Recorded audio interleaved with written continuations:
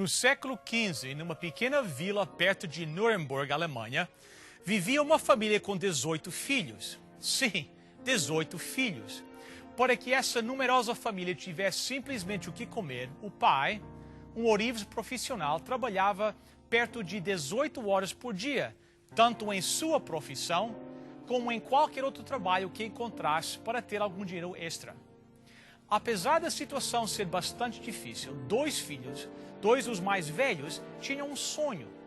Os dois queriam desenvolver o talento que possuíam na área da arte, mas reconheciam que o pai, lutando financeiramente para manter a família, não poderia de modo algum enviá-los para a Academia de Arte de Nuremberg.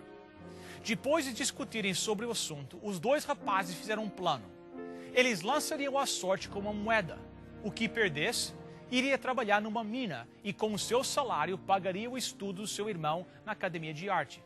Depois de 4 anos, quando o irmão completasse os seus estudos, ele, com o seu trabalho na área de arte ou nas minas, pagaria os estudos do irmão que trabalhou para ajudá-lo. E assim, num domingo de manhã, depois da igreja, eles jogaram a moeda. Albrecht Dürer ganhou a aposta e foi para Nuremberg estudar.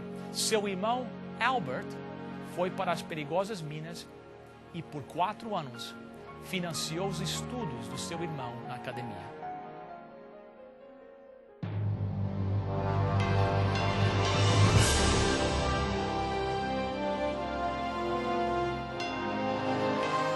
Venceu a prova do tempo.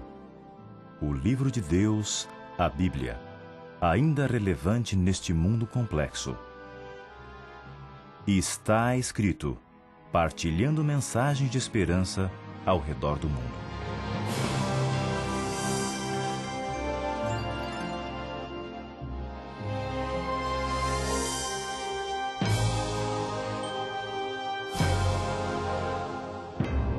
As estampas, pinturas ao óleo e trabalho em madeira de Albrecht Dürer eram muito melhores do que os dos seus próprios mestres. E ao graduar-se, começou a ganhar consideravelmente bem pelos seus trabalhos encomendados. Ao voltar para sua vila, a família Dürer fez um jantar festivo especial para celebrar a volta triunfante de Albrecht. Depois de uma boa refeição, com muita música e alegria, Albrecht Dürer levantou-se de sua posição de honra na mesa para expressar sua profunda apreensão pelo que o seu querido irmão Albert tinha feito, pelos anos de sacrifício a fim de permitir que o seu sonho fosse realizado.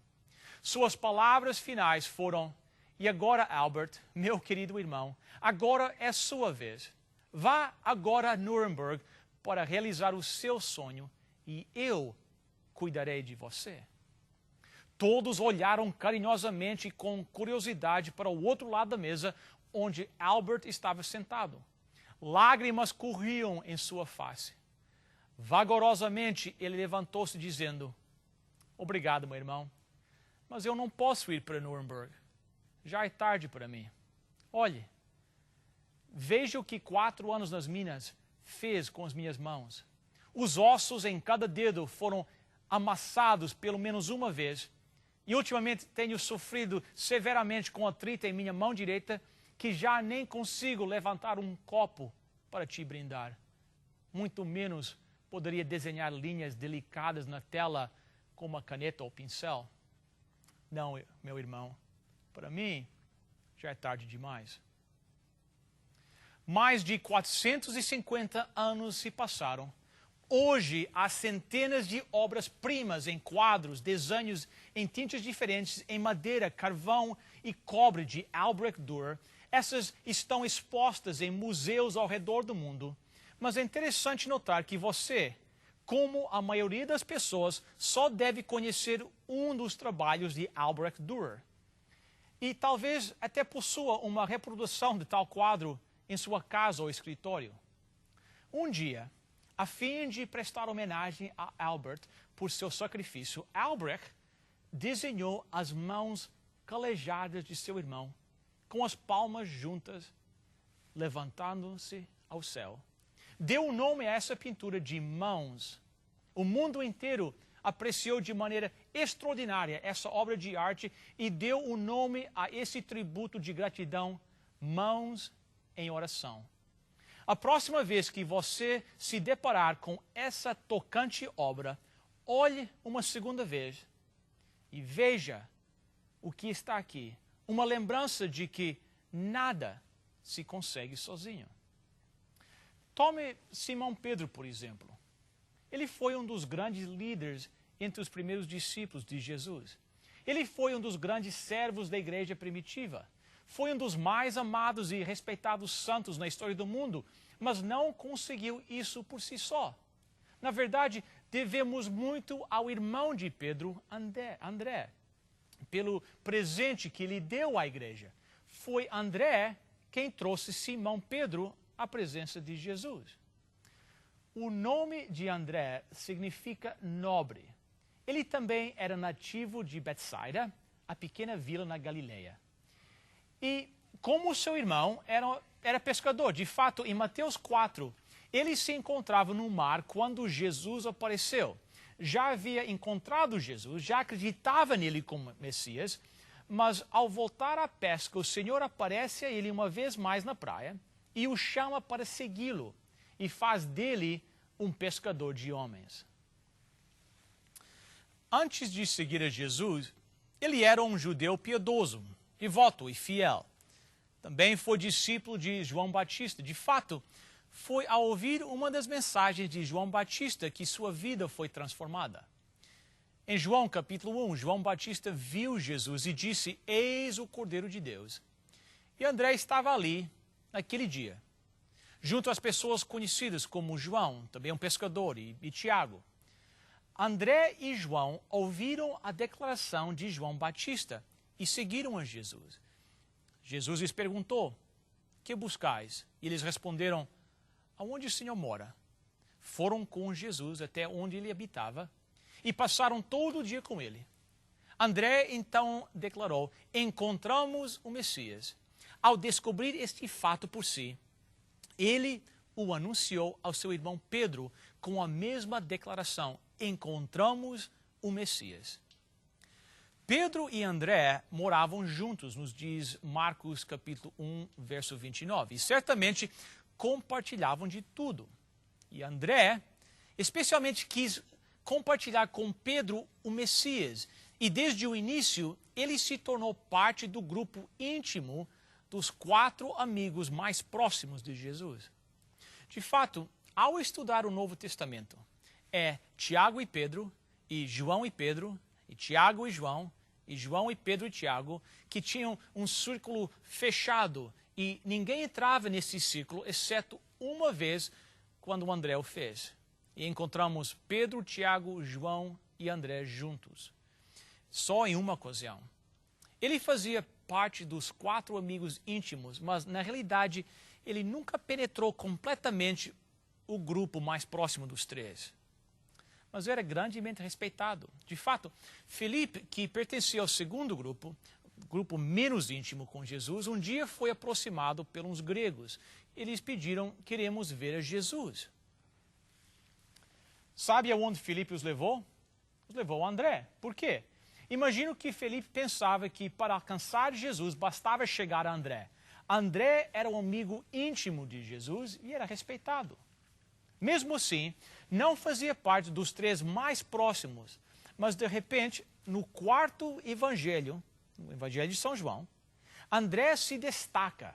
Encontramos André 3 vezes no Evangelho de João, e todas as vezes ele está realizando algo, e é fácil caracterizá-lo. A primeira vez é em São João capítulo 1, verso 40. Nós já mencionamos isso. Disse-nos João 1,40. André, irmão de Simão Pedro, era um dos 2 homens que tinham ouvido João falar a respeito de Jesus e por isso o haviam seguido. A propósito, André é sempre chamado de irmão de Simão Pedro, com 1 ou 2 exceções, penso eu. É sempre identificado dessa maneira. E ele primeiro encontrou seu irmão Simão e lhe contou do encontro com o Messias, que significa Cristo, o ungido, e o trouxe a Jesus. Se você quer saber como caracterizar a vida de André, é simples. Ele era o que sempre trazia pessoas a Jesus. A segunda vez que o encontramos é em São João capítulo 6, versos 8 e 9. Então, um dos discípulos, André, irmão de Simão Pedro, disse: está aqui um menino que tem 5 pães de cevada e 2 peixinhos. Mas o que é isso para tanta gente? Uma vasta multidão está reunida. Jesus está ensinando. Já é tarde e a multidão está com fome. Não há comida suficiente e André traz a Jesus um menino. E o pequeno tem consigo 5 pãezinhos e 2 peixes. Isso não significa 5 pães grandes, simplesmente 5 pãezinhos de cevada e 2 peixinhos. Assim, ele trouxe o rapazinho com esse alimento a Jesus. Imagino que André imaginava que Jesus podia transformar um pouco no muito. A terceira vez que encontramos André é em João capítulo 12. E já fiz menção a este incidente também. São João 12, versos 20 e 21. Entre o povo que tinha ido a Jerusalém para tomar parte na festa, estavam alguns gregos. Eles foram falar com Filipe, que era da cidade de Betsaida, na Galileia, e pediram: Senhor, queremos ver Jesus. Os gregos, ou gentios, se aproximaram de Filipe, pedindo que queriam ver Jesus. Filipe conta a André e juntos foram ter com Jesus. Aparentemente, essas pessoas foram com eles. E assim, aonde encontramos André, ele está envolvido em buscar a Jesus a fim de que Jesus conheça novas pessoas. Está sempre trazendo pessoas a Jesus. Penso que ele sabia que Jesus sempre queria conhecer pessoas. Ou ele cria que não havia nada que Jesus não pudesse resolver, pois sua característica era levar pessoas a Jesus. Nestes 3 incidentes, 3 fatos tornam-se bem claros. Primeiro, podemos ver André como uma pessoa aberta. Ele sabia que deveria chegar às ovelhas perdidas da casa de Israel. Ele reconhecia que deveria chegar-se aos judeus primeiro e depois aos gentios. Mas ele tinha em si o Espírito do Senhor, considerando que Jesus primeiro revelou-se o ser o Messias para uma mulher samaritana. Assim, André não estava limitado a um extremo do judaísmo. Isto é, ele não tinha o menor problema em trazer alguns gentios até Jesus. Sentimos uma certa abertura em seu coração. Ele não podia excluir ninguém de ser apreciado por Jesus. Vemos também a sua fé. Ele possuía uma fé simples. Não posso imaginar o que ele tinha na cabeça ao trazer 5 pãezinhos e 2 peixes para tão grande multidão.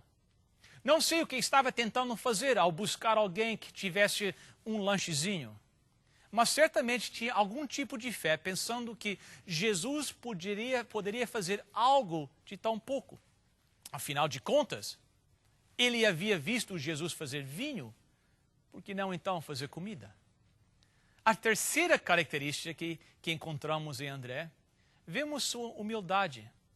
Ele passou uma vida sendo reconhecido como irmão de Simão Pedro. Ao encontrar o Messias, ele poderia ter sido tentado a pensar: eu não vou contar nada a Pedro. Esta é minha chance de ser alguém. Mas ele correu para chamar Pedro, mesmo sabendo que Pedro, ao entrar no grupo, ele ia tomar a liderança. Porque assim é que era Pedro. E André continua no lugar de sempre, como o irmão de Simão Pedro.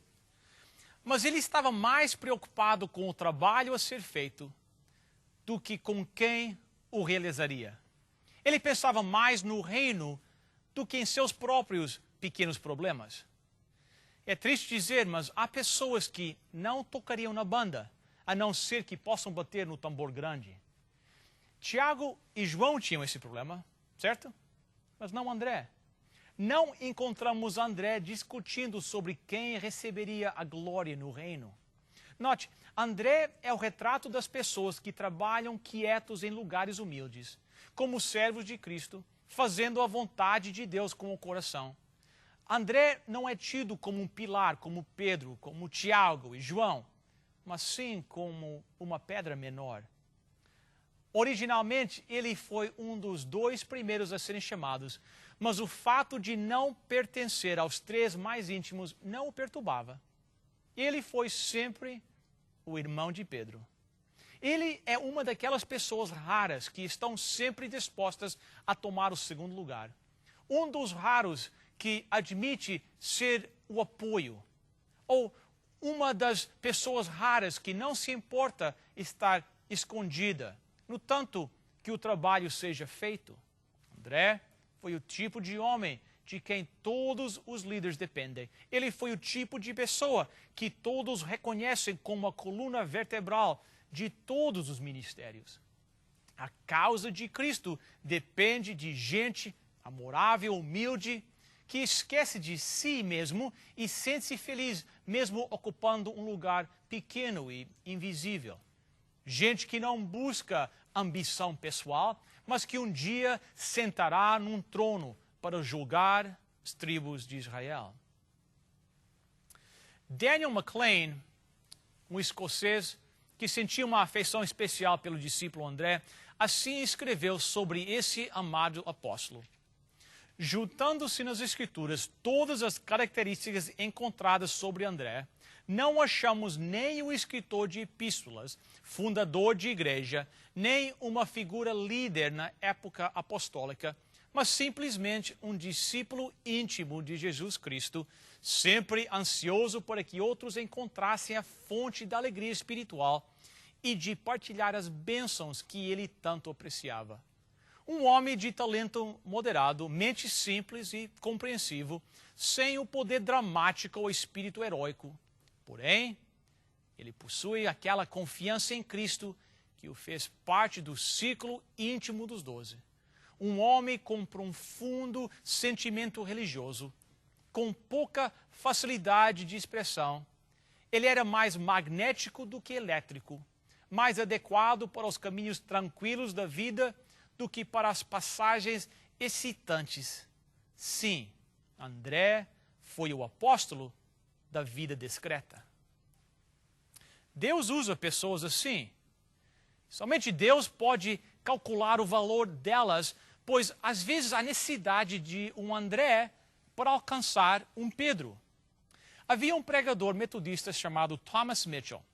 Você nunca ouviu nada sobre ele, eu também não. Mas ele foi um André. Ele faleceu e o grupo de pastores que ministrou para ele escreveu seu obituário e estas foram as palavras. Thomas Mitchell, um velho soldado de Cristo, um homem de poucas habilidades como pregador e que teve educação escolar muito pobre. O que você acha disso? Poucas habilidades, educação pobre? Mesmo assim, um dos seus amigos escreveu o seguinte: o seu trabalho amoroso e dedicado permitiu que ele levasse muitas pessoas a Jesus. Um homem com poucas habilidades e educação pobre que foi usado por Deus para levar a Cristo, um dos maiores pregadores chamado Thomas Olivers, o autor do famoso hino Ao Deus de Abraão Louvai. Um homem de poucos talentos, isto representa o relatório oficial, mas ele foi uma das mais fortes e fiéis figuras que passou por esta terra. Foi ele quem foi à pequena vila de Wrangle, em Lincolnshire, e se levantava às 5 da manhã para pregar o evangelho em praça pública. A sua pregação era tão veemente que ele foi preso. E em meio à sua prisão, o povo o atacou, foi conduzido a um local público e os vigários da vila foram consultados sobre o que deviam fazer com ele. Deram ordem para que ele não deixasse a vila e o colocaram numa lagoa cheia de imundície. Ele tentou por 7 vezes sair daquele lugar imundo e foi tirado de volta. Depois pintaram o seu corpo de tinta branca e o levaram de volta ao local público. Depois, sem saber o que fazer com ele, decidiram afogá-lo. Eles o arrastaram para um pequeno lago fora da vila. Esse lago tinha pelo menos 10 pés de profundidade e o tiraram dentro da água. Ele afundou e quando voltou à superfície, os homens, com um cano longo e um gancho na extremidade, tratavam-no como se fosse um peixe. Eles o trouxeram fora da água, mais morto do que vivo, e o conduziram a uma casinha na vila, onde uma senhora piedosa ficou cuidando dele. Quando aquele povo descobriu que ele estava se recuperando, foram à casinha e prometeram que, se ele não parasse de pregar, lhe amputariam membro por membro do seu corpo. Ele respondeu: não posso prometer isso. De alguma maneira, ele conseguiu sair daquele local e escreveu sobre tal incidente. Deus me conservou em paz durante todo o tempo e conseguiu orar pelos meus inimigos. Isto não me parece vir de um homem com poucos talentos. Ninguém tem informações sobre ele. Ninguém o conhece. Ele fez o seu ministério no escuro, mas foi um homem fiel. Deus necessita de pessoas como Thomas Mitchell. Deus precisa de Andrés, pessoas que no silêncio e obscuridade trazem outros a Jesus. Com meu Jesus eu andarei sem medo, seguro sua mão, pois Ele é meu. Direi então, confio em Ti, Senhor, que prazer andar ao lado seu. Com Deus eu vou e sei que Ele me ama e sempre vai guiando sem cessar. Então verei quão perto estou de Cristo, com Ele vou andando para o lar. Às vezes sei que minha fé vacila, se não andar com Deus vou me perder. Seguro então a sua mão divina, irei com meu Jesus viver. Com Deus eu vou e sei que Ele me ama e sempre vai guiando sem cessar. Então verei quão perto estou de Cristo, com Ele vou andando para o lar. Confio em Deus e não mais estou triste, pois vida eterna Jesus me dá. Em sua mão segura meu futuro,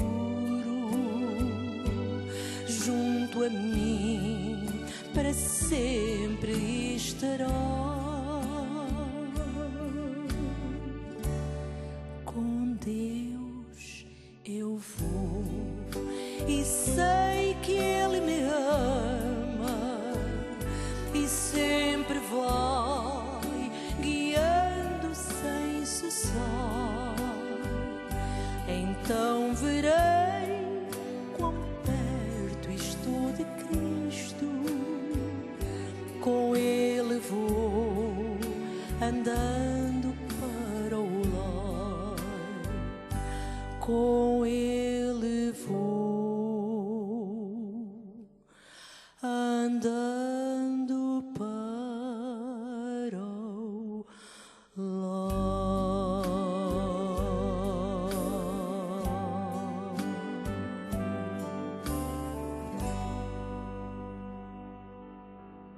Oremos. Querido Deus e nosso Pai, nós te agradecemos pelo milagre da transformação de uma vida.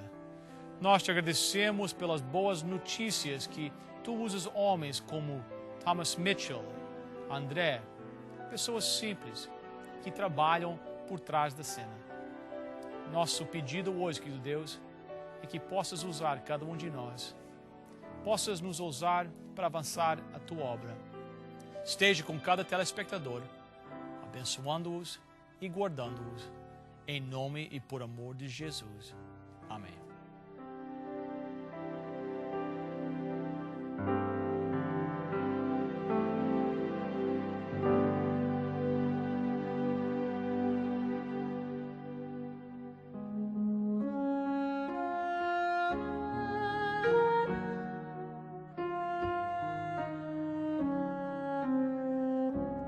Que o Senhor te abençoe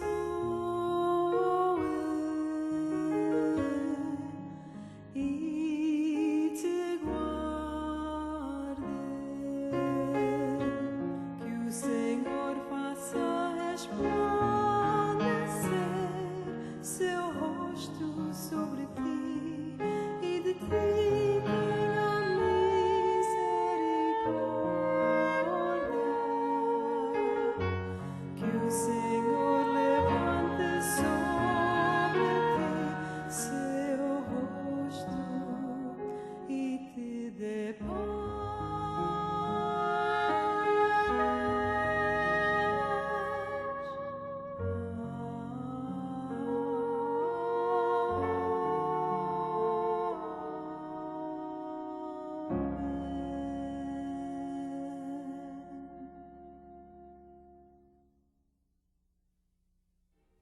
Nós gostaríamos de oferecer uma cópia escrita deste programa hoje, como uma oferta do Está Escrito para você.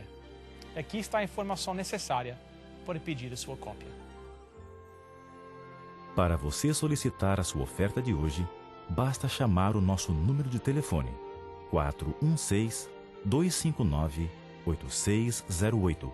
Chame agora mesmo 416-259-8608.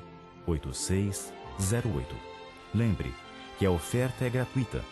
A operadora necessita de seu nome, endereço, número de telefone, juntamente com o nome da oferta que você deseja. Se você preferir, poderá também escrever para Está Escrito, Box 2010, Oshawa, Ontário, L1H 7V4. Agradecemos a sua presença conosco aqui e guardamos encontrá-los de novo na próxima semana. Até lá, lembre-se, está escrito, nem só de pão viverá o homem, mas de toda a palavra que procede da boca de Deus.